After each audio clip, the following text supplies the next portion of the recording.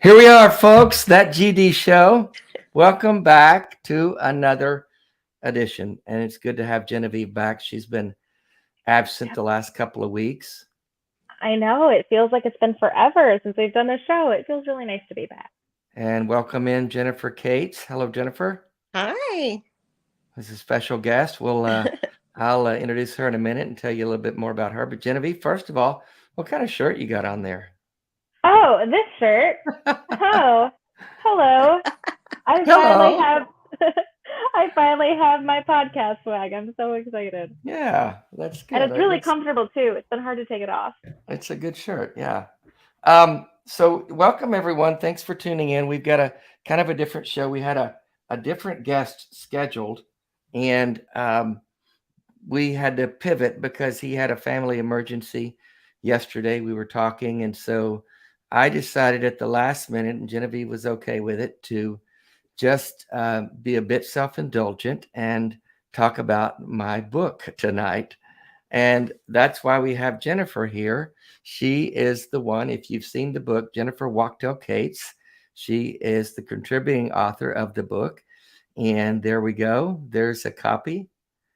And so we're going to talk a little bit about the writing process and why she got involved in it, what part she played in it. And we're also hoping to get some calls from some of you guys who have been reading the book or have read the book and may have questions or comments about some section or other. I've been getting a lot of messages in the last few weeks from people who've been reading it, some really good feedback. I haven't gotten any bad feedback. So I'm wondering, is that because it's that good, or are the people who don't like it just not saying anything about it? I don't know. You know, people generally keep their bad ideas to themselves or their bad opinions. But anyway, this is a call-in show. So Genevieve, how do people call in tonight? You can call us at 217-375-9933. Yes. I'm finally almost memorizing it. I don't have to just read the overlay. I'm terrible at memorizing numbers, so I'm just going to have to. Hey, Greg Markowski, all of a sudden, a super chat, 1999. Thank you. Can't wait to read the book. I appreciate that. So yeah, Jennifer. Yeah. Who are you? What do you do? I remember we wrote this book together. I've never seen you before in my life. I am a writer and a teacher in Middle Tennessee. I teach creative writing and write things. Yes, you're a doctor, actually. I am. Yes, I'm a professor. Dr. Jennifer Cates. Yes. And your doctorate is in what? Creative writing? Creative writing. I have a PhD in creative writing. So we've known each other many years, and when I began the process of writing the book, she was very gracious to help me with it. And so we basically co-wrote the book. And so I have to, people that tell me what a great book it is and it's well written, a big part of that credit goes to Jennifer Cates here. Oh, that's very kind. Well, it's true. And one of the first things you told me about writing a memoir is, do you remember? Can I say that word on here? My motto is carpe the fucking diem. That's I think right. you probably Tell can. the fucking truth. Tell the fucking truth. Yeah. And that can be hard to do when that truth makes you look less than wonderful. Mm-hmm. And I really had to just put my fear of negative reaction in my pocket and just tell it like it is. This is who I am. This is my story. This is what happened, good, bad, and ugly, and let the reader make the decision on how they want to think of me. And so, as I've had several people tell me that I threw myself under the bus multiple times in the writing of this book, but all I did was tell my story, who I am, the life I lived. It's often messy, as many of our lives are, but I felt like it was important to just be real and honest and vulnerable. Yeah, it's not memoir if you aren't doing that. If you're hiding all that stuff, then that's marketing. Yeah. And another thing I had to learn early on is to avoid writing with the reader in mind. In other words, don't try to think, how is the reader going to hear this or think about this? And so I had to leave that to the reader, and Jennifer taught me that as well. You trust the reader. You want to make sure you're being clear, obviously, but you trust the reader to make their own judgments. Mm-hmm. For good or bad, right? Right. Yeah. And so our process, what was our process as we developed it? I tinkered with the writing of the book probably for the last 3 years, but didn't get really serious about it until COVID forced me to shut everything else down. Yeah. And we really found ourselves with a lot of time. Yeah. I remember at the very beginning, you would send me passages because I was like, I can't help you unless you write something. You can't edit a blank page, but send me something, and you would say, "Oh, I've got a chapter done," and then I would get like a couple of pages of work, and it was a lot of narrative summary, which is how all writers begin, and so it was cool for me to watch you, like as a student, as a writer, because Dave's a good writer. And he's a quick study. As soon as I tell him something once, and the next time we're working, he's like, "Oh, you want me to do this?" Da da da da da. But we did a lot of. He would write passages, and then as your hands started to not type as well, you started using a voice to not voice to text, so a voice system. Voice to text on my iPad. Mm-hmm. Oh, okay. And so I would get those, and then we would just sit down and have sessions using the phone and Google Docs, and I would correct all the interesting typographical things that came up, and we would go through stories and just talk them through and read aloud, and then be like, "Okay, stop, we need to open up the scene," and I would ask him some questions, and at first I think at first you were resisting, and then you got, the whole thing about concrete sensory detail. Because I'd be like, "Okay, well, what color is the carpet?" He's like, I don't know what color the carpet is." And I said, "Well, we need to know. We need a scene here. You need to. What does he look like?" He'd start telling about some. I was like, "What is his name? What does he look like? How tall is he? What does he have? A mustache? What?" And it's like, "Okay." So he caught on, and within a few chapters of that, he didn't need the coaching anymore, and he started doing it on his own. And and he sort of bragged to me. We'd get into he was like, "Look, did you see what I did there?" Yeah. And the other tidbit I learned early on is Jennifer said, "Show it, don't tell it." Oh gosh, that's the holy grail of all writing. Show, don't tell. Show, don't tell. And that was really illuminating for me. And it got me out of the habit of just trying to share, like you said, a narrative detail or a summary, narrative summary. Some narrative summary that becomes boring really, really quickly, and even to myself. And so, we quit doing that. And so yeah, that was the process. So we would collaborate once or twice a week and go through chapters and develop them and add and change things. And then once we had the manuscript completed, we turned it over to the editors, and they just sliced and diced,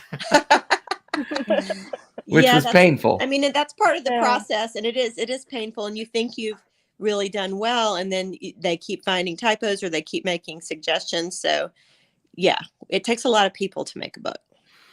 It really does. And we had one editor, Sylvia, that did the bulk of the heavy lifting on editing. Then Lane got a hold of it, and he cleaned it up even more. Lane was going to just originally be a proofreader, Yeah. And then he had so many good editorial ideas that I said, man, just go for it. He's add in. really a He's gifted writer. brilliant. Realizes it. Yeah. Brilliant. And then we had a proofreader go through it, and I just said, look for anything, a missed comma, anything. And then, Jennifer, you'll be interesting to know that even after all of that, when I was reading for the audiobook and reading through every single word again, I still found a few typos, a space that was there that didn't need to be there, or a couple of, just a very few. I'm fairly certain that it's now perfect. There's no perfect, but the thing is, like I tell my students, they ask me all these questions about just, little things like how many words and how long, I'm like, look, if it's good, nobody's going to notice, like no one's going to count the word. If they're counting the words, you already have a problem. That's so, true. I was worried we would at have first. moments where we would read and we'd be like, wow, that's really good. That's a good scene. That was good. He'd be like, that was good, isn't it? I'm like, yeah, that was really good. Yeah, when it hits, and especially like the ending of a chapter or the ending of a scene, when it really resonates and you step away and think, oh my God, that was good. And that was really, there were some powerful moments in it where I just stepped away and said, God damn, this is really going to be good. And to say it to myself felt really good, because I'm probably my own worst critic. Well, I'm almost halfway through the book right now, and you should be incredibly proud, because what you're talking about right now is exactly why it's so hard to put down. I mean, it just seems like the closing of each chapter and the end of that scene, you're just you're dying to know what comes next, even though we know, I mean, in the long run, we know what comes next. We know you. But there was one ending to a scene that really, just the way that you wrote it, struck me so hard. It's when, you're driving down the road. I think this is after your proposal, and you were just wondering, like, what the fuck am I gonna do? And you're praying to God for strength, and it ends up just falling out of the car, and your prayers are just littering the roadside on I-40. And it was just such a great visual representation of that feeling lost. And I just, that just right away just stuck out to me so well. You should both be incredibly proud. And Jennifer, this is your first book, right? You've published some short stories, right? I've published short stories, but this is the first novel. Yeah. Or memoir. It's not a novel. Yeah. It reads like a novel. It does read like a novel. As people, I think you might, do you want to do some more co-writing? Because there are going to be people that might say, you know what, I want to. It was a lot of fun, actually. It was kind of a little bit like teaching or coaching. And I've done, editing and that kind of work before. But, I mean, we were a good team. And we know each other, and it was, and you're funny. But, and also I think you didn't resist. You're a good student. Like a lot of early writers will sort of resist any kind of, and they'll be like, oh, but I want it to be vague. And I'm like, no, you don't ever want it to be vague.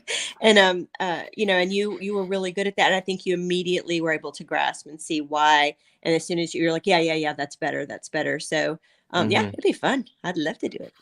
Well, I may send you some business. We Absolutely. do have a call. I'm going to get to Sarah here in a minute. I know Sarah. She's from Utah. She's been listening to the audiobook.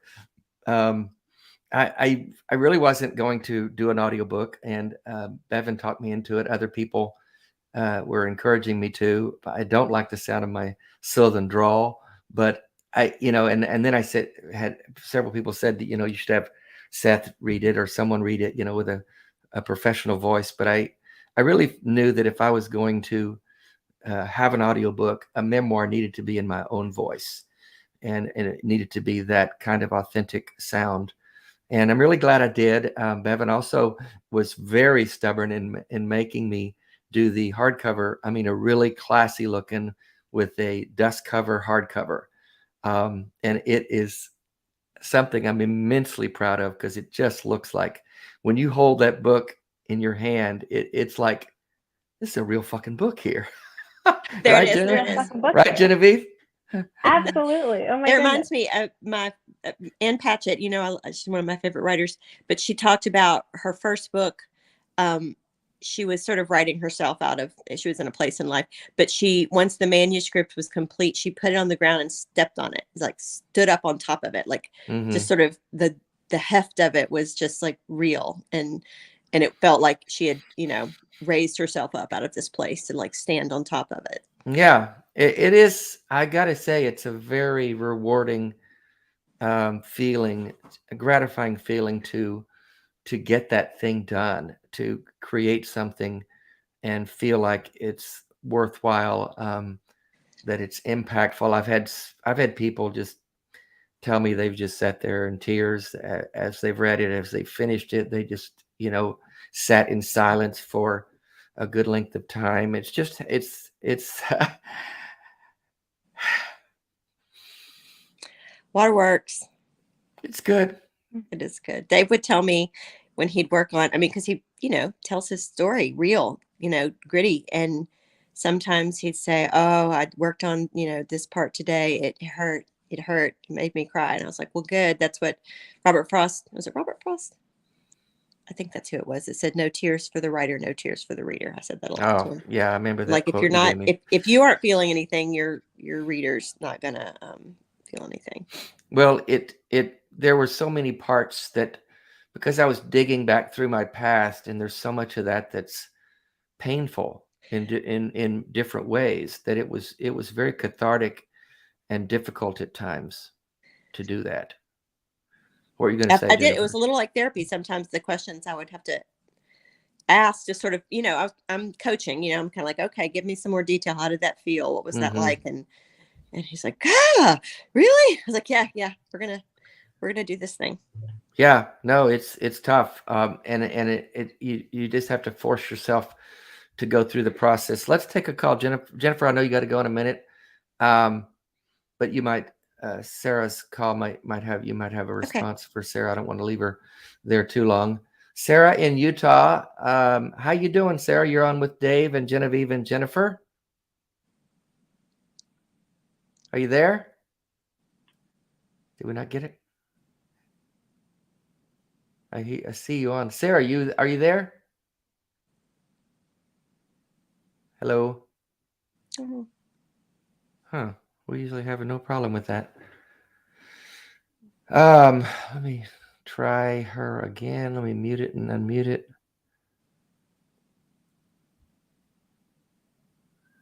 Oh. Okay, maybe that was it. Unmute. Looks like maybe we had to redo. Sometimes we've had problems. Oh, hey, Sarah. There you are. Hey. Oh, okay. How are you doing? Hi. I'm doing good.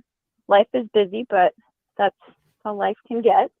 But I was listening to you talk, and I'm very happy you did an audio version, because Good. I think that made a big difference. It was also funny because I just got, I think it was less than an hour ago, I got a notice saying that my hard copy has made it to the doorstep, but I haven't gotten out to get it yet.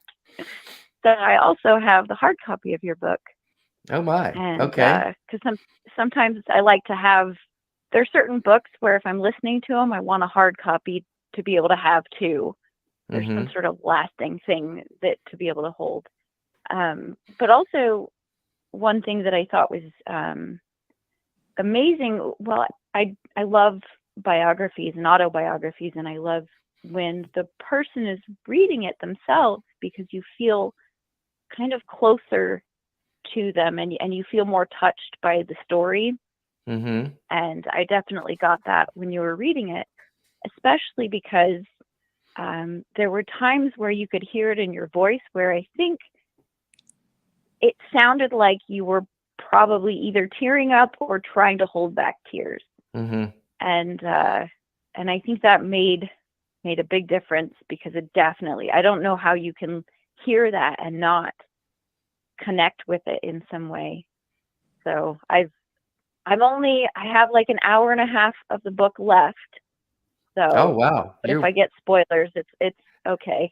No, you could, yeah, if you wanted to just any questions about any of the content or reflections on something that you in your chat note here, call note, it says identifying with the damage religion can have on families. Was that something that resonated with you as you heard it, as you listened to it? It is. I have a sister who, I think after our teen years, we kind of went in different directions religiously. And now I am ex-Mormon. Well, I'm ex-Catholic and ex-Mormon. And she is very, I don't even know what to classify it as, because she and her husband have been kicked out of several churches in the areas in which they have lived. But kicked out because he's my brother-in-law is a little too intense in his God beliefs, and so I deal with sort of being estranged from my sister, and it's difficult when I do talk to her, because it's in some ways feels like I'm talking, or she's talking in a different language, and she's voiced, of course, concerns for me that I'm going to hell. And I think it's incredible when you have someone that you want to reach that's in that, and you want so bad to be able to tell them that I can't accept what you do. And also, like, one thing that rings in my head is the part where, I told myself I'm not going to cry, but where you tell someone that it's not a choice. Right. That this just doesn't line up, and it doesn't make sense. And you're not choosing to either sin or estrange yourself from them. So that was you can't make yourself believe something you don't believe. Yeah. And then there's always that, it's just that whole constant pressure of, like, you're choosing this, and it's so hard when it's like, no, I'm really not. And you just wish they could see, but everything that they know is drenched in, you are doing the wrong thing, and I can't associate with you, and you are either of the devil or whatnot, or you just want to sin, and it's tough, especially when it's someone a family member or a close friend. And especially when you had a relationship with that person before that was good and seemed healthy. So it is tough. Yeah. I think it's really tough. So could you relate to the chapter Mormons in the Wild? Yeah. I loved that. It's funny, more like, just because I'm in a very Mormon community now, and just all my neighbors, luckily, I don't get bothered, and I put on, like, I think I put up my stuff in the yard that kind of shows a little bit about who I am. And I think I had a sign out around the latest election, and it was always lovely to have a neighbor would go by, and if I was in the yard, they'd honk and, like, give me a thumbs up, because they were, I don't know what we can say as far as political stuff, but they seem to like my decision.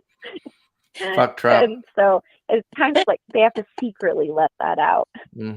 I think it's a very common experience right now in our country, that what Dave has gone through and what you are going through. I just feel like we'll look back on this historically someday and be like, oh, that was the time. That was when things, shifted. Yeah. And Jennifer, I remember during the process of writing the book, when we would be in some of the more some of the sections that were dealing with the more fundamentalist elements of my faith, you were just like, at times, like, what the fuck? Yeah, but I mean, my background is in a different, flavor, but some of the things I was like, did they really say that? Did they really do that? But I was not, behind the curtain. And I come from, my grandfather and others who were preachers, but we all have different versions, I think, of it, but Dave really had an intense. That's why I said this is the story you have to tell. I think so many people are going to be able to relate to it, even if it's a different version of what's happened. But yeah. Even with my background, I was like, wow, really? That's how people talk? That's what they would say?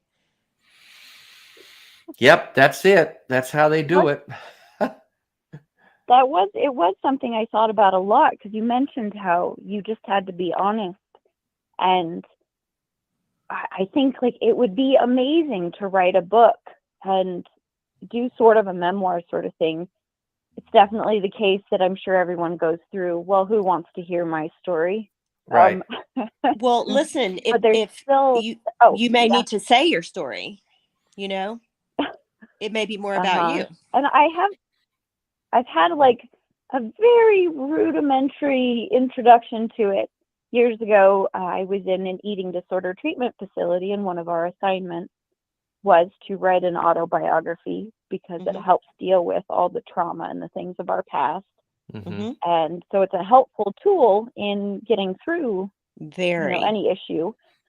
So I did have to write one up until that time, of my life, and then we had to read it to the group. So I have that, but there's oftentimes that's not one that I've, of course, published. And so there is that thought of, oh my gosh, who would I offend? Who would I make angry? And my family might be incredibly mad that I let that out. But there's still that strong desire. Well, there's probably also that part of me that wants to rebel and do something regardless of what the F they care about.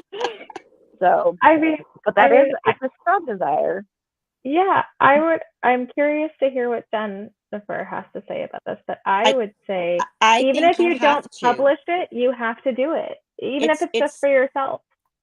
What is it that, who was it that said that it's one of the worst things in the world is to have a story inside of you that wants to get out?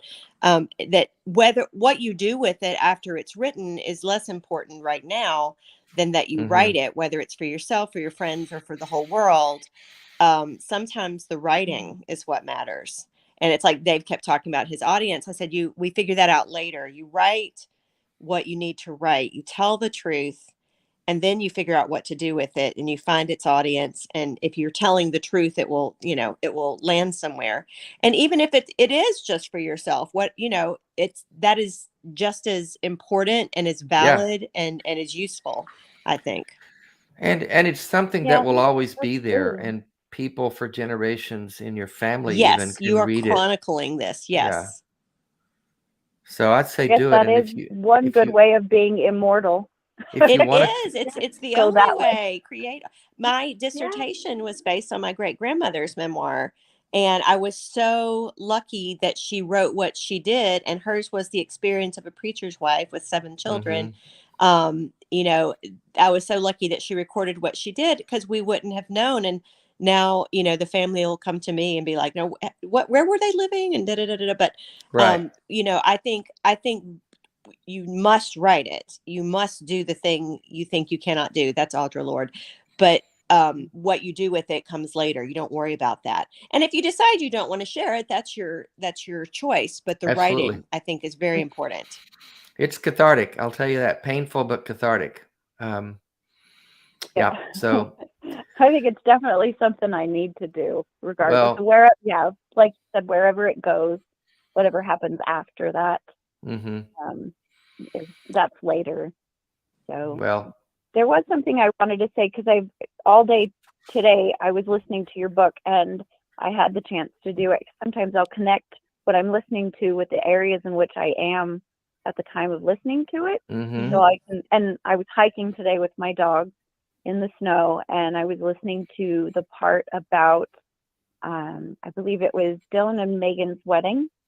And you had, so I have the phone in my pocket, and it's playing out loud. And I think you said to Megan, "Hey girl, how you doing?"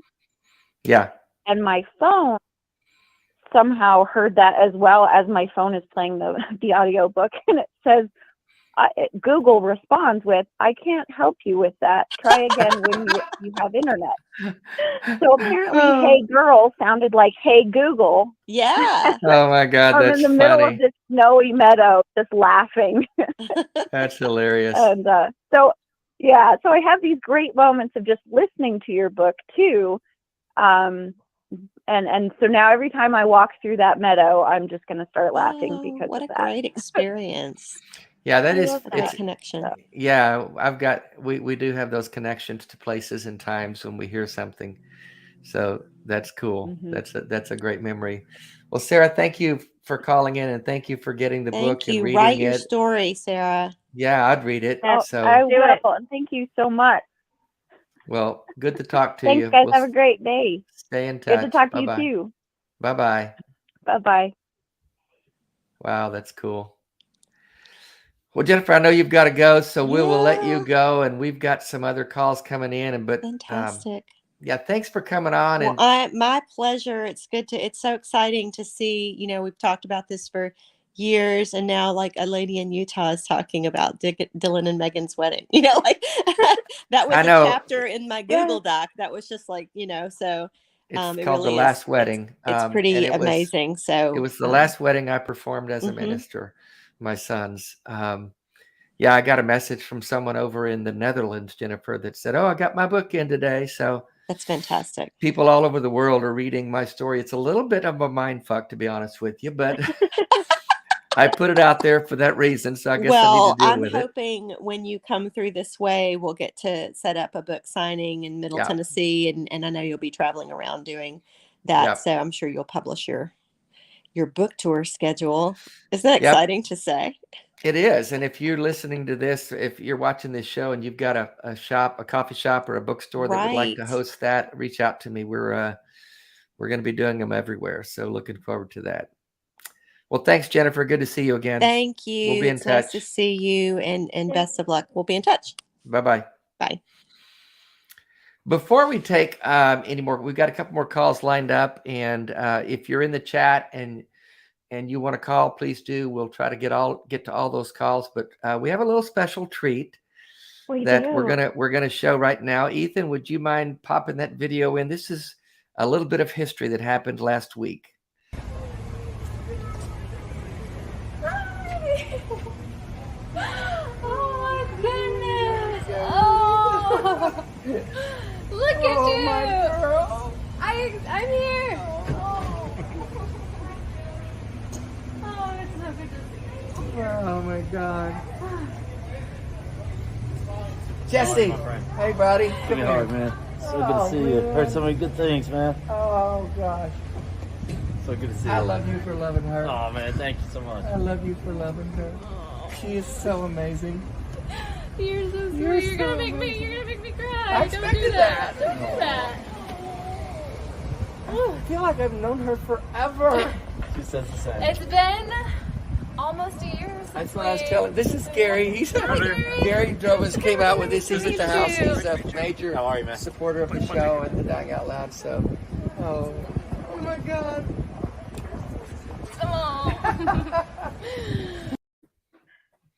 Oh, That is us finally getting to meet. I know.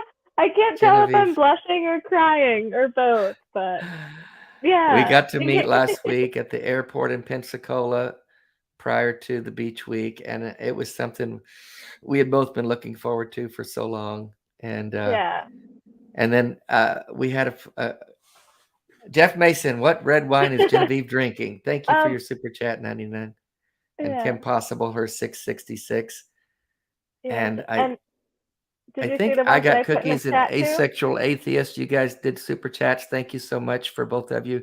You guys are loyal viewers. We appreciate your support so much.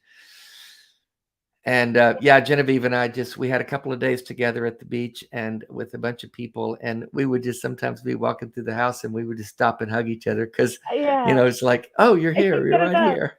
I know. I can't get it up. It's almost painful to just see you like in this little like box in the corner of my computer right now when it was just, 2-3 days ago that I was actually able to give you a big hug. And yeah, that was incredible. I'm looking forward to next year. and to answer that question, I'm drinking an Oregon Pinot Noir because right before the show, I poured myself a glass because I was reading Dave's book, which is incredible. It is so good. But just like I was telling you before the show, Dave, like just getting that window into your mind and reading about how much you had to live just asking, what's God telling me to do, and not having an idea. I mean, it was stressful. I needed to unwind a little bit. My empathy is for you infinitely. Thank you. Hi, Cynthia McDonald. Thank you for your super chat and appreciate Kelly Laughlin. You guys are great. Yeah, Genevieve was telling me before the show, she got a glimpse into what it's like to live in the world that tries to fit God into everything that's happening, trying to hear God's voice, trying to do God's will. It's just exhausting. And everything, you're always second guessing yourself. Is this what God's saying? Is this what God wants? And it's just, life is much more complicated that way. So yeah, that's just something that Genevieve finally got a glimpse into. We've got a couple more calls. I see Dee Dee drop. Maybe she'll call back. We're going to take a call now from Lucas from California. I know who this is. Hey, Luke. Brother Dave. Luke King, another former pastor in California. How you doing, Luke? Another former Foursquare pastor. That's right. In California. That's right. Yes. Cut from the same cloth. Dude, so I finished your book this morning. Oh, wow. And I cried. I laughed. I was angry. I really, sometimes I felt like I was reliving some of my experiences in that. But what really struck me the most in reading that was I've heard a lot of your interviews. We've hung out together. And when I got the book, I was like, what else am I really going to learn here? Mm-hmm. And holy hell, like I had no idea the amount of loss you've experienced in your life. I had no idea the tragedy that has knocked on your door. And I kind of felt like, I don't know how many, like if you watch the first Star Wars movies, although they're kind of the prequels, you kind of reach a point where you're like, I hope Anakin doesn't turn into Darth Vader. And as I was reading your memoir, I knew ALS was coming. I knew the diagnosis was coming. And at the same time, I was like, maybe he won't get it. Yeah. That's funny. It was this weird thing of like, I know how this story ends. Mm-hmm. And I still, dude, it like, not just because I'm a friend, but the book is damn good. Thank you. Everybody should buy it. That's my whole reason for calling. Well, I appreciate that. Yeah, you've sent me a couple of messages and how the book was affecting you. I think for those of us who've lived a similar story, it has really a lot of emotional impact as you kind of relive some of those moments that you'd kind of sometimes rather forget, right? Well, I mean, when you were sitting in Don's office, and I believe you described it as you crossed your legs, leaned back, and threw your arms wide on the couch, almost kind of like, fire me, assholes. What are you going to do? Like, that was kind of the vibe I got from reading that. Yeah, that's exactly what I was feeling. The stuff that they were saying to you is the same stuff that I was told when I got divorced, like turning over to sin, like you just want to sin more, like, you're too independent. You need to submit, this whole narrative. And I was just like, oh my God, it's like I'm back in that a-hole's office again. Like it was crazy. It was crazy to just be living that whole experience all over again. Yeah, that's one of the things I didn't set out to do but it apparently came through that way. I remember Dan Barker, he wrote one of the blurbs on the back, and he told me that you pulled back the curtain to kind of show the behind the scenes political stuff that goes on in churches, and the stuff that the general church member never sees and never knows about. And if they did, more of them would go, what the fuck? I'm out of here. This is bullshit. It's just there's so much goes on behind the scenes that is so ungodly and so unspiritual. Nothing but politics and budgets and number crunching and decisions that are made not consulting any spiritual being whatsoever. And then up on the pulpit, they talk about praying and being led by the Spirit. It seems like in most churches across America, Jesus would walk in and start flipping tables. Yeah. Yeah.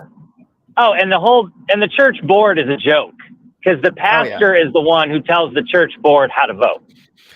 Well, in that particular world now, in denominational hierarchical things like, Methodist and Lutheran, where they have a hierarchy that makes the decisions and can fire and remove pastors, these non-denominational independent kind of churches, even if it's a denomination like Foursquare that we were in, it's still very pastor leader driven. They do what the hell they want. Oftentimes they're the ones that started the church. So the idea that they have a team that's making decisions is completely false and utter bullshit. Yeah. Yep. 100%.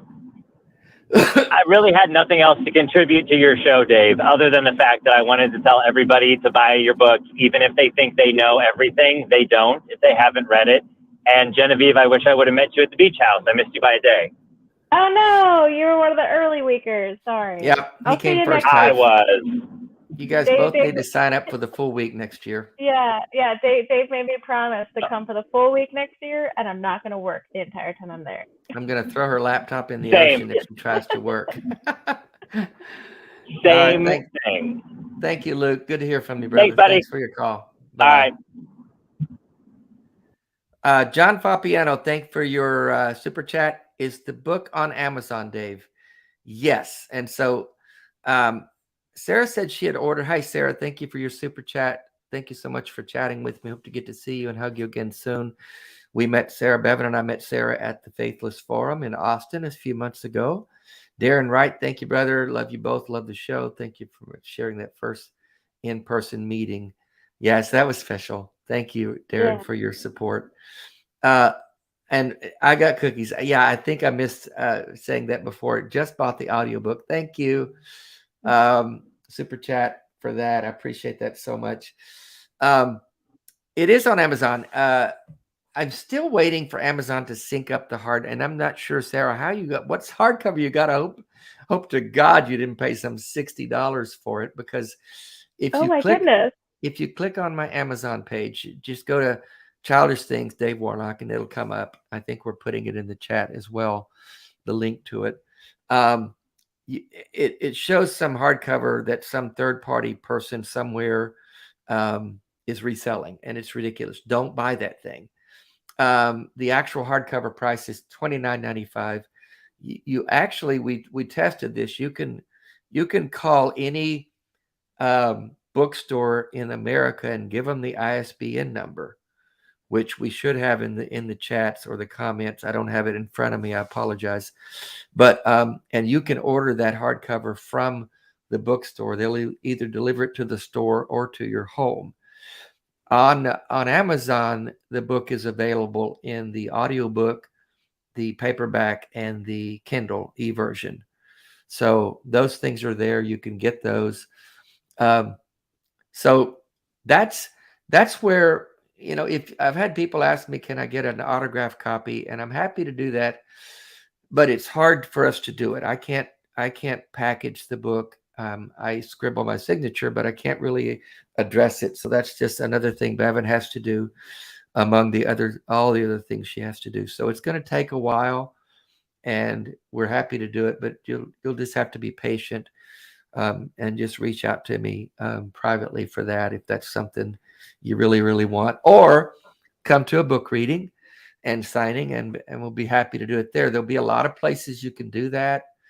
I'm going to be at the American Atheist Conference in Atlanta on Easter weekend, and I'll have books there. I'm pretty sure we're going to have a table there. I told Seth to get me a table next to him, and we'll just sit, and I'll have my one book out next to his library.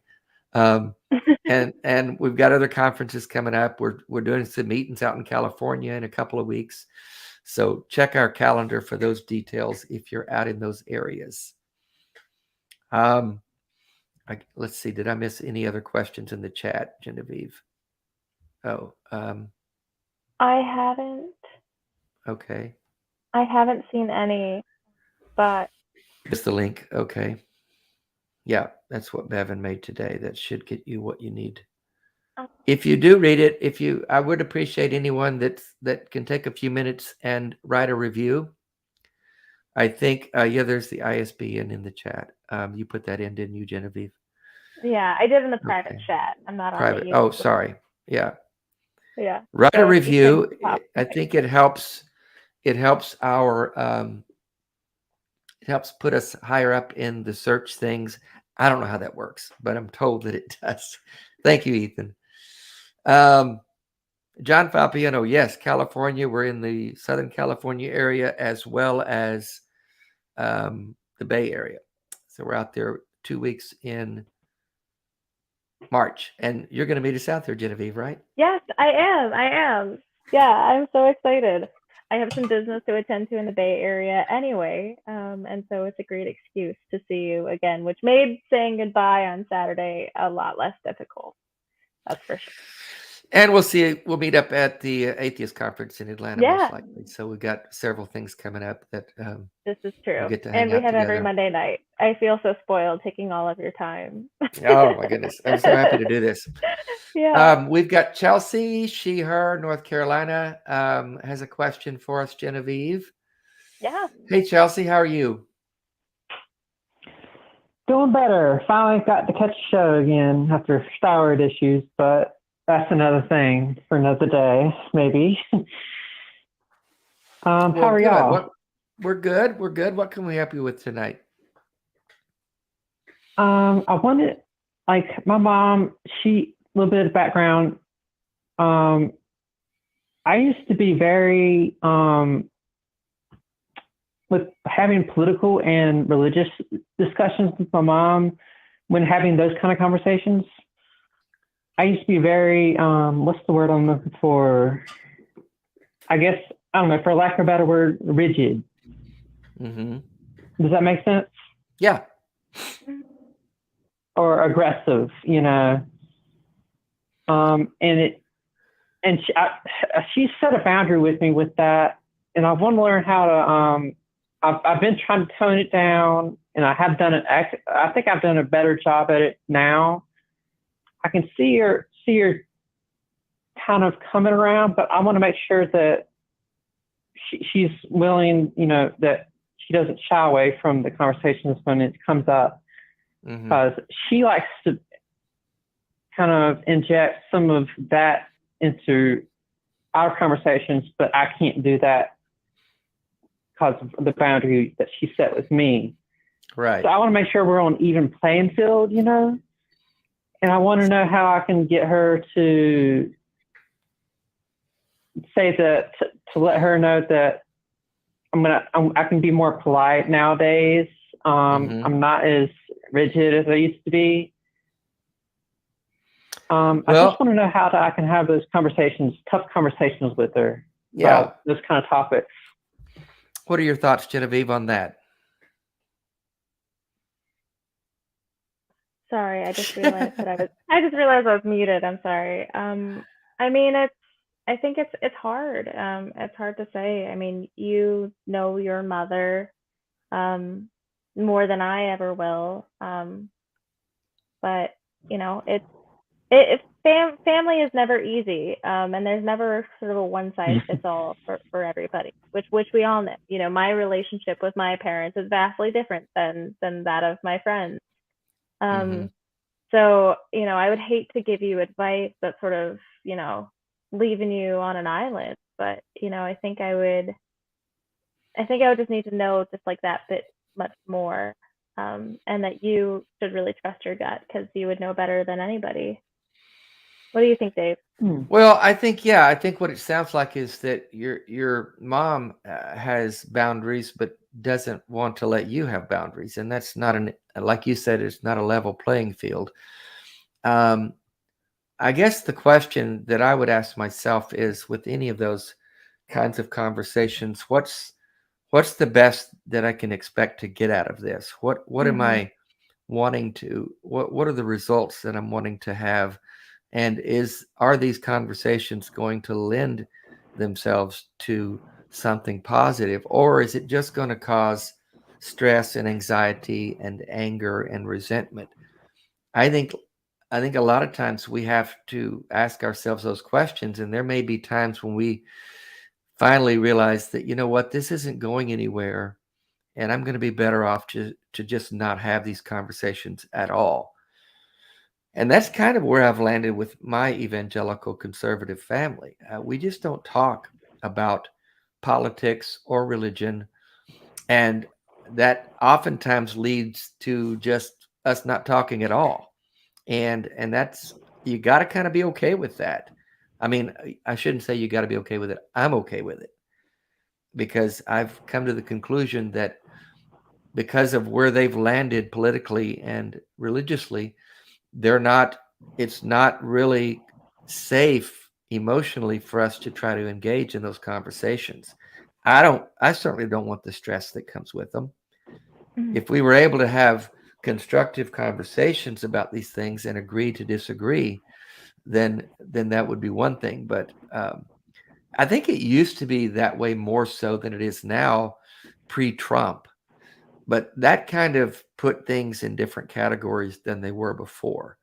And I think that's where you came on the scene, Genevieve. Yeah, go ahead, Yeah. Chelsea. Is my turn to talk? Yeah, go ahead. No, please, I'm not trying please, to, okay. Shoot, I just had a thought that Windows update thing kind of got me sidetracked. No, that's okay. I know that, it's about, you said it's about the political thing. I had a thought, and oh my gosh, say something and maybe it'll jog my memory.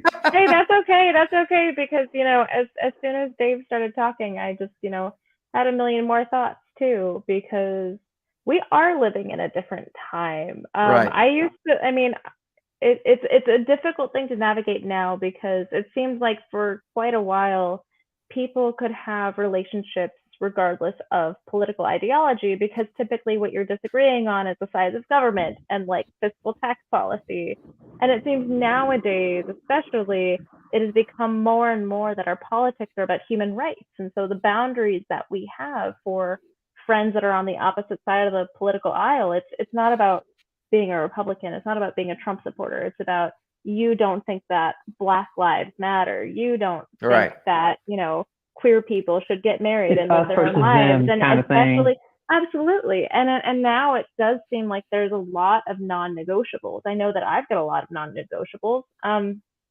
What was it? Greg Abbott in Texas just introduced a bill that would force teachers for trans children, would force teachers to report trans children and have CPS involved if a parent has a trans child. That's terrifying. That's something where, I have conservative friends, I have Christian friends. If they support that, I can't call them a friend. That's a hard line. And I think Dave brought up a really good point when it comes to, I'm talking about people that I can easily cut out, which are friends. When you're talking about family, you do need to sort of question, what is the most that you can hope to get out of this interaction? Right. What is the likely result of this interaction? And then also, what relationship do you want to maintain? I have family where we just talk about the weather, and that's fine. And that's totally fine. I know that it doesn't need to be more than that. And I have successfully pushed back in some ways. And the only way that I've done that was by being silent and being quiet and listening and offering ideas here and there, but mostly just letting them shoot themselves in the foot, so that I had the opportunity to say, how ironic is it that you consider yourself holier than me, when I can now point to the laundry list of grievances that I have because, Jesus would be ashamed of how you've treated me through all this. That took years. That was 3 years. It's not, our lives are so short. It's up to you to decide what fights are worth it and what are not.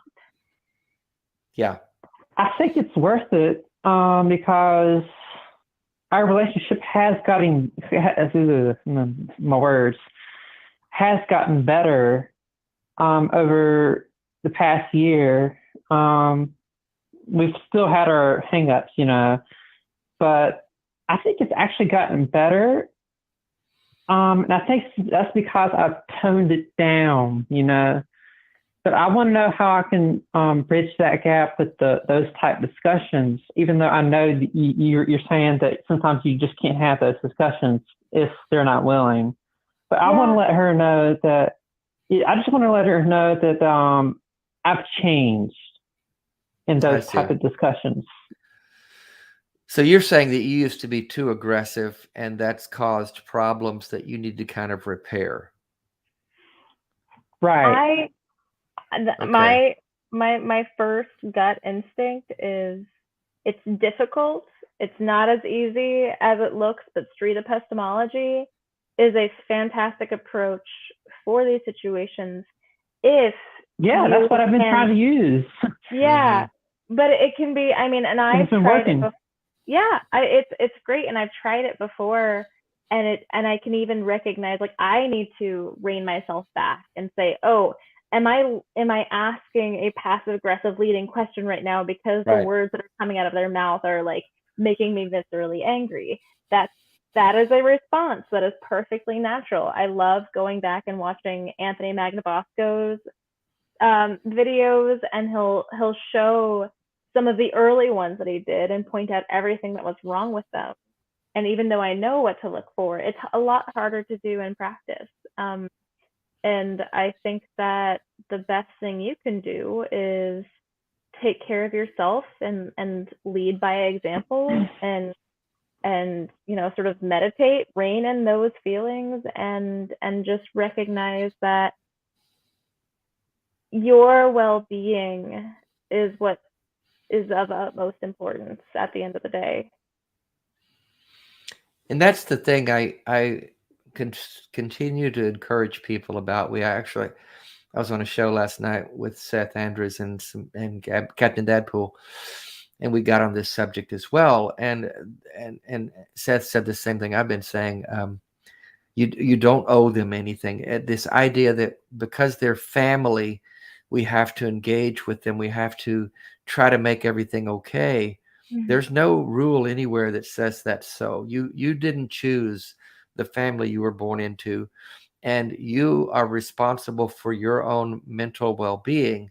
And if that's being done damage to by trying to navigate difficult family relationships where they're just not tenable, then don't force something that's not working. It's not something that we owe anyone. And I firmly believe that. I think that's something we've got to continue to talk about, because many of us have been raised with this idea that blood is thicker than water and nothing's more important than family. No. That's bullshit. That's not a rule anywhere that says that's what has to happen. 1,000%. Yeah, I have a racist uncle who is a hardcore conservative Christian, posting all these anti-immigrant horrible things on his Facebook. I don't have to reach out to him because there is no unwritten rule out there that I need to care more about him just because the people who fucked and made my mom also made him. Yeah. That I don't have any. You don't owe him anything. I don't. I really don't. And that might seem harsh on the outside to say that, but if you really break it down, we know it's true when we stop and think about it. So let's just give ourselves some grace and compassion, and not try to make something happen that's just not working. It's a short life, and it's too short to live with stressful relationships. It just is. Well, it's not this relationship isn't quite stressing me out as much as it used to. Good. I think it's getting better. And I think that's a good thing, obviously, because it's getting better. I came out as trans, and that did some damage. And since they're, their views on that, and it's just, what I'm saying. But things are getting better, and I think I'm going to continue to use the street epistemology approach, and maybe then eventually should be more open to. If not, then I'll just leave it at that. Do that, yeah, and does that sound good? That does sound great, and keep working on that, and keep calling in. Keep Recovering from Religion is another great resource for conversations about these things. They have a chat room. They have people you can talk to. The Secular Therapy Project is a part of that. Take advantage of the resources that are out there as much as you need them, because we're all doing the best we can to get through this stuff. Yes, and lean on your chosen family. I've got some chosen family. That's it. Not just my mom, but other people as well. That's a good that term. Are not chosen actually family. Blood family related. Mm-hmm. Well, thank you again, Chelsea, for calling in. I appreciate your support. And thanks so much. Faithful viewership. I'll be getting my book soon. All right. Or the audiobook at least. Thank you. All right. Ciao. Bye-bye. We've got, if anybody in the chat, anyone that's listening wants to call in and about the book or anything else like that, call there. We're here for you. We do have some great shows. We've kind of the topics that are coming up next week. We've got a pastor friend of mine, and yes, he's still a Christian. And we'll probably end up talking about the progressive Christian argument that we get into. Not argument, but conversation that we get into from time to time. I still haven't settled on a side. I haven't either, and we have to, right? No, we actually don't. No, we don't. We totally don't. We can continue to live in that gray area, and just continue to have the dialogue. But Stan Mitchell, we'll talk about this tomorrow. He's from Nashville. He's really deconstructed a lot of his faith. I mean, he came from a very fundamentalist Pentecostal background to a very progressive, open-minded kind of faith. And he's really focused in the last few years. He's focused his time and energy on reaching out to the LGBTQ youth in America. He's got quite a, for lack of a better word, well, I guess he would call it a ministry. That might be a triggering word to some of our viewers, but for whatever reason, and we'll hear more about it next week, we'll unpack it in full, but he's really reached out to young people who have identified as gay or trans and are very much rejected by families, some of them kicked out of their homes. Just some really tough situations that he's been able to get involved in and help in. And so I'm really anxious to talk with him about that. And then the week after that, we have Frank Schaeffer. And some of you younger viewers may not know who that is, but some of you older folks like me will recognize that name. He's the son of Francis and Edith Schaeffer. And if you want to do some research on those people, it'll help you understand what we're going to be talking about.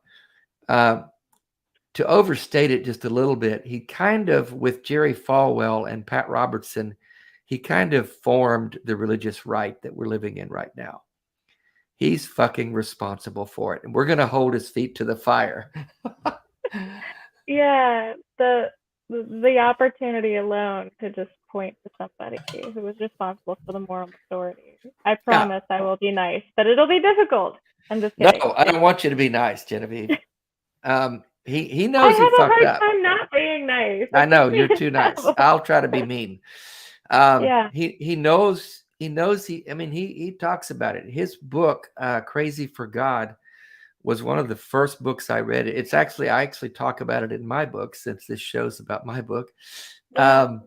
His book is one of the first I found in the library. When I started deconstructing, I started browsing the library for books that I could maybe that could help me understand what I was going through.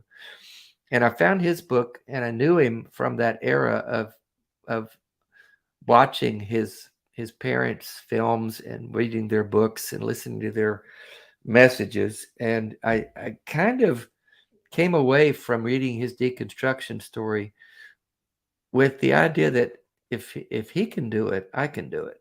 If he can question his faith, if he can let go of these ideas, then so can I.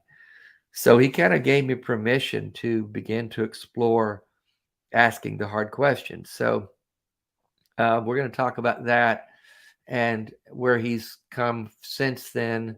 But he's very open about how wrong he was in that time of his life. And again, he was just following what his parents did, like all of us do. He was just believing the stuff that he was told to believe. Yeah. So, I don't hold him any more responsible than I hold myself for teaching things that I now look back at and go, wow, that was wrong. Yeah. I think, go ahead. No, you go. I was going to say, circling back to this discussion being about your book, and also, this past week that we were down at the beach at your happy place, I got to meet all of these people that, are parts of your life in these different ways. And the first moment, that first night that I met Cass, whose little aside is here on the back, and who wrote the foreword, reading, I hadn't seen the book yet. He had finished it already. He read the book, and he, was just crying, talking about how powerful it was that your book gave him the permission that he needed to forgive himself for the things that he had done when he was a believer. And I think that's incredibly powerful. And I think that's one of the big reasons why I have a hard time holding anybody's feet to the fire when it's already been clear that they've made these amends in a certain way or another. Yeah, you can't do that. No, you can't. And we always just do the best that we can with the information that we have, and we can't choose what we believe. Life is but a series of mistakes, I think. And I think that's something that is so powerful about your book, and about you as a person, and about Cass, and also about our guest coming up, who I will not chastise for no, I won't either. No, I'll poke at him I'll poke at him some, because he's poked at himself. But no, I've said this many times, the Maya Angelou quote that people are probably sick of hearing me say: do the best you can do until you know better, and then when you know better, do better.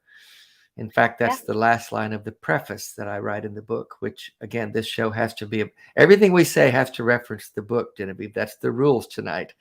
Yeah. And you can go ahead. I was going to say, on that note, I do have more questions about the book. Do I have you to blame for funnel cake, the existence of funnel cake? I didn't create them. I just found them, and actually, for several years, selling funnel cakes was the way I made a living. It was a business that I had that was very profitable for a season of my life. Why should you blame me for it, though? You hate funnel cakes?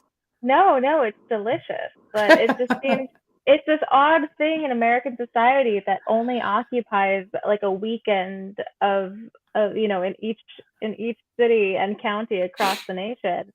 It's ubiquitous, and it was so interesting to read it from the perspective of somebody in the 70s saying, "What is this thing? It's called funnel cake. I guess we can sell it." In the early 80s, when I first started doing them, they weren't ubiquitous.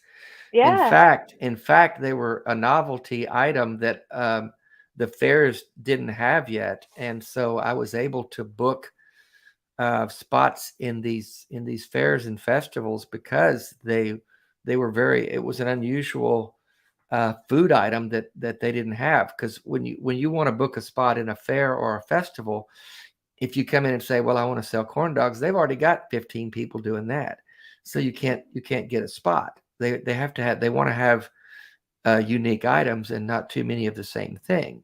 Mm-hmm. So a bit of trivia on that regard. I used to do this festival every year in Atlanta, Georgia, the Atlanta Arts Festival. It was huge. It was a 10-day festival, and I sold funnel cakes and lemonade. That's all I sold. And I had 2 different locations in that festival. And I ran back and forth all day long, basically making sure that each booth had supplies and collecting the money from each booth. And one afternoon in the middle of that festival, I was sitting there by myself. It was early afternoon and on a weekday, and it wasn't very busy. And this actually I wrote about it, but it got cut out by the editors. They didn't think it was important. But it wasn't actually. I wrote way more that ended up in the final book, just so you know. Yeah. I was sitting there by myself, and across the yard came this short woman with 2 big black men next to her, and I realized quickly they were bodyguards. And as she got closer, I realized it was Madonna. And she came up to my booth and she ordered a lemonade from me. And then she looked at the funnel cakes and said, "Those look like brains." And I didn't say what I thought. I wasn't a big Madonna fan. And I wasn't, I was a Christian, and I thought, she's just some airheaded secular singer who's very immoral. And I thought, how would you know what brains look like? And that's just a horrible thought, but that's how it said. And I didn't say anything to her, but she was nice. And I sold a lemonade to Madonna in the 80s when she was at the peak of her popularity, if you will. I thought it was cool that I served dinner to Neil Young and Lance Bass and will.i.am, but you introduced Madonna to funnel cakes. Madonna did not know what funnel cakes were until she met Dave Warnock. I loved that. I would much rather have met Neil Young than Madonna, just to be honest. Yeah, this is true. I mean, well, I didn't want to bother him. He comes to a non-secure place for a reason. But I do love what Mason Embry said in the comments. Funnel cakes exist, therefore God. It's simple. Everybody, open your eyes. Well, funnel cake. The only way that funnel cakes could bring Madonna and Dave Warnock together is if God exists. So I guess I don't have I wish I had an upside down cross so I could turn it right ways up. I'm just going to say that the tone of the show is going to change forever now. Well, if I would have been a real Christian, as many people since I've deconstructed have told me that I'm not, I would have witnessed to Madonna. I would have asked her something like, "Do you know where you'll go when you die? Or have you met Jesus?" I would have brought her to the Lord, and she would have quit singing secular music and would have become a Christian artist. I could have changed the world in that moment, and I missed my opportunity. So I was a failure as a Christian. Well, I have think to on wonder, that for a minute. I have to wonder because I've been met with people who have knocked on my door, and I've mostly been nice, but not always that nice. And I can only imagine that those situations are exactly why Madonna had those bodyguards. So would you have been a good Christian for just trying? Or would you have had to be successful? How far does God's power reach? Does it reach beyond the bodyguards? The thing that I wrote about this in the chapter, the Mormons in the Wild, where I was trying to witness to my roommate, and I was failing terribly at it. Couldn't find the moment. I couldn't make it happen, and I felt like I felt the pressure, and I really remember that as a young Christian with these unchristian coworkers in Mormon land, and I really felt the pressure that I was responsible for their souls, and that I had this opening, this window to bring Jesus to them, and I just failed every time. Every opportunity I got, they brought the beer into the hotel room. and I've fumbled that opportunity. And I I remember, have it. you want to Yeah. read that part? Do you I have was it there? I do. If you want me to start with one night Jimbo went across the street for beer. Yeah, let's do that. Let's do a little Yeah. excerpt here. Yeah, a little excerpt. Not as good as if it were read by Dave, but I'll do my best. One night, Jimbo went across the street for beer. I thought about how Mark and Danny had prayed for me, how I'd been called on this trip for a reason. I prayed for another sign, for my opportunity. Then Jimbo walked in with a six-pack of Bud Light under each arm, followed by a couple of the other guys who were staying next door. I gulped hard. This moment was why I was brought here. They each cracked open a beer, and Jimbo held one out for me. I stared for a beat. I knew Jesus would not approve of drinking, but if I declined, would I be inviting their ridicule? And then how would I ever gain their trust and save their souls? I thought about the story of Jesus being baited by the Pharisees, how instead of responding, he bent down and wrote in the dirt. I needed some dirt to write in, but all I had was sticky, dark brown shag parchment. No thanks, I don't drink, I said, trying to sound confident. They stared in disbelief. You don't drink at all? Jimbo asked. Oh yeah, the other guy said. He's the Bible boy. He's too holy for beer. Yeah, his roommate chimed in. Jesus freaks don't like to have fun. It makes God mad. They chuckled at their own jokes and toasted their beers. I forced a nonchalant laugh. Oh, I like fun, just a different kind. My breath quickened and I felt trapped. This is not how I thought it would be. Lay off, guys. Dave's okay, Jimbo muttered. Just then we heard the foreman banging on the door, reminding us to go to bed. That's well done, Jennifer. Well done, Thanks. Jen. But that's I'm reflecting back on that, and then the title I came up with the title of Mormons in the Wild when I thought I remember thinking I need to witness to these Mormons because we didn't consider them Christians. They were cults, and so they weren't real Christians, and they needed to be saved, but they were good moral people. So there was a big dilemma, and they didn't wear different kind of garb like Mennonites or Quakers or anything. So you they do, just under their clothes.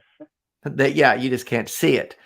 And so that's the line where I came up with the line, how am I going to witness to Mormons if you can't spot one in the wild?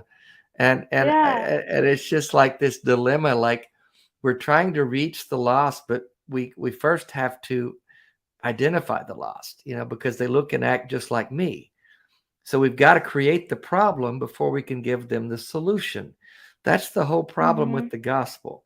That's why you have to create original sin. You have to create this idea that you're born sinners, that you're broken. There's something wrong with you. When if you look around you, everyone's looking and acting the same. And so you've got to create the disease and then sell them the cure. That's the problem with the evangelicalism in a nutshell. Yeah. And in some ways, I know the Mormons are considered saved, but, they go so far as to not drink and not drink caffeine. I mean, they're the limited experience that I've had with Mormons in my life is, even the believing Mormons, they're some of the nicest people. That are so damn nice. But they just also think that they're going to inherit our planet, and that a con man who had, assaulted women was somehow the second coming or the prophet, and that Jesus came to America and all this other nonsense. I mean, behind the nonsense, they're really wonderful people, and that reminds me of the approach that I take in just, especially I'm in the Bible Belt now, but like physically right now, but I don't live here anymore. I did live here. It was just, it seems like in these really insulated, ultra evangelical Christian areas, they have this idea of non-believers as just like baby eating devil worshippers that are fucking goats on the weekend. So when they see that it's, oh no, it's me and I'm volunteering 40 hours a week, just like a Christian ought to, that cognitive dissonance can be really healing and I think really eye-opening. Yeah, no, it's that's the beauty. You saw it at the beach house. All these people coming together. Most everyone there were a few exceptions, but most everyone there had a story similar to mine. Had once been a fundamentalist evangelical Christian, and had let go of that at some point in their life. And these are some of a lot of the people there are like you met, Cass and Eric, Stephen. These are some of the best friends that I've had for years. And the other people that I was just seeing for the first time and meeting that I didn't really know that well. But everyone is just beautiful people. And everyone I've talked to since then was remarking that, wow, these are some of the best people I've ever seen. And just good, kind, beautiful people, and nobody's eating babies. We did pick up. We picked up. We picked up Janetta from the airport and brought her in with her 5-month-old baby. And as I walked in late at night, I said, "Hey, I brought breakfast." Yeah. And don't tell Devin, but Janetta and I were both at the airport at the same time, so I got a lot of baby time. Oh, yeah, yeah. There were several of you there waiting for planes. Yeah, we were all hanging out. We were all going out of the same gate. But in fact, too, I think, hearing everybody there and hearing their stories, and then also reading your book and sort of putting deeper context to this thing that I can think that I understand, but I also know that I never will. And the closest I probably will get is just reading your book. It made me that much more proud and sort of in awe, like in admiration of all these guests that you had, to see how far they have come from so much damage. I mean, Gwen in her nudist community, and Cass with his collection. I mean, it was so great to see people, veer into the other direction and find so much peace and happiness, and really, reclaiming your life, because this is the only life that we can reasonably believe that we have, and it's important that you live it on your own terms. And it took work. It took you got the second half. You didn't even get to meet Samantha. She's a supporter of the show and a transgender woman who's just done so much work to get free and be who she is and feel comfortable in that. Story after story similar to that. So yeah, I'm super proud to be a part of people like that, and amazing group of friends. Amazing stories that I continue to be in awe of, and a lot of you guys watching. You guys watch shows like this because you've experienced many of these kind of things, and these are important subjects that matter to you. And I appreciate your continued support. We're going to continue to talk about the things that we think matter and the influence that Christianity has, mostly to the negative on these issues. We're going to, in a few weeks, we're talking about circumcision and how that the roots of that are in Judeo-Christian foundations, and what damage it's done for no good reason whatsoever, mutilating men and women for no good reason. So we're going to have those good conversations in time to come, and other things down the road. So lots of good things coming up. Thank you for reading the book. Those of you who have, I appreciate your support in that. Genevieve got her copy at the beach, and I am so happy. And you're going to read later in the book. You'll read about a lot of these people you met at the beach, so that'll be fun. Yeah, I'm excited for that. I'm very excited. And if you do read the book, please leave a review on Amazon. I want to get as many of those out there as I can. It'll help us. And you guys, there's apostate Ashley. Hey there. Thanks, you guys, in the chat. We appreciate your support, all of you. You guys mean so much to us. We love bringing this show to you each week, and we got more good stuff coming. Genevieve, I can't tell you how thrilling it was to finally meet you and to get to share some space with you. You are such a wonderful, beautiful person. And I told you this at the beach, but meeting Jesse, and I told you I was checking him out. I said he better be a good dude, because I'm a little bit old school dad like that. I'm thinking he better take care of my girl Genevieve, because this is my girl. And so it was so nice. He loved meeting you, and don't worry, he's great. I have a tray of snacks that he put over there because he knew that I was busy reading and getting ready for this. I took a bubble bath last night, and he brought me a tray of cold grapes. He's a wonderful guy, and I'm really glad he's in your life. Hey, Ashley Flieger, I see you there. Yes, I saw that. I knew it was you. Yeah, I love Jesse. He's awesome, and he's a great bartender, by the way. So I always love hanging out with him. And it was so nice to finally meet Bevan, the amazing woman behind the scenes that makes so much of this possible. She's just such a sweetheart, and it was so great getting to know her. She does so much. No one knows how much she does behind the scenes, just helping with things like the show and the Dying Out Loud schedule and communications, and then having to do so much for me. I mean, we got a minute. I'm going to sign off, but I was wondering, Genevieve, how it was going to be for you to meet me and to see my struggles in person. Was that hard for you, or how did that make you feel? It's hard to say because, when I was on my way up there, people knew that we were going to meet, and I got a really long message from a dear friend just saying how courageous it was for me to be your friend. And it was so sweet and so kind, but it kind of took me back for a minute because I'm like, well, I have no choice. Like, I love you. You're a dear, important person in my life. And I will, I think that it can be easy when we're just seeing each other like this to forget the reality, which is that you are dying, and that comes with a lot of struggles. And I think in a sense, it was difficult to see, just a physical reminder of this thing that I like to ignore, and I will continue to ignore as much as I can, while it serves me, while also being really frank and upfront with you, because, death is a part of life, and it happens to all of us. And I wish that it wasn't happening to you so quickly, but I will always, I would much rather be by your side and enjoy the time that we have than shy away because it's painful. Yeah, I know that. I will feed you ice cream every day of the week. You did that. But that's the thing. A lot of people don't realize when they see me on a screen like this, they don't see the struggle.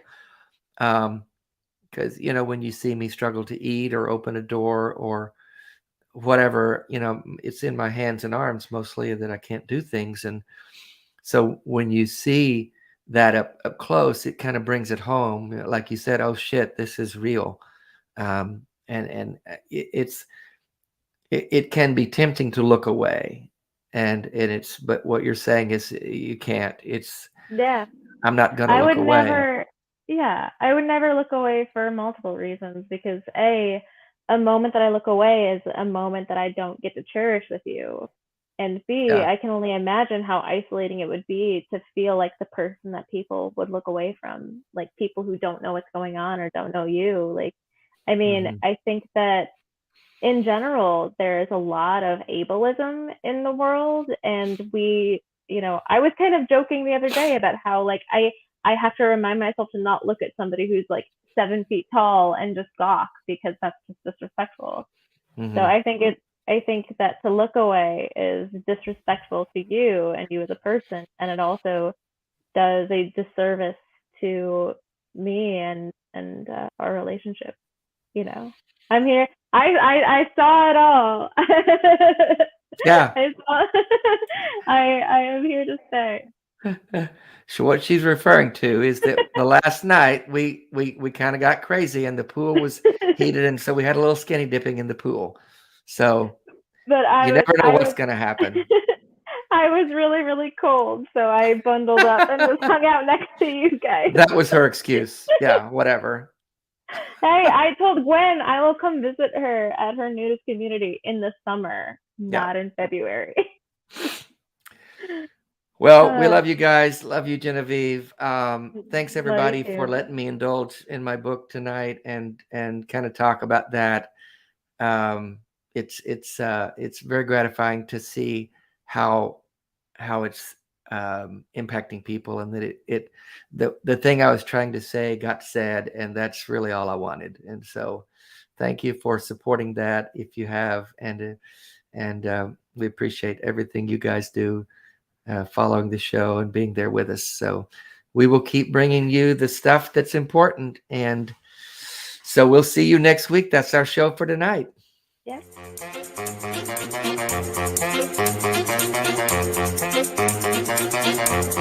Yeah.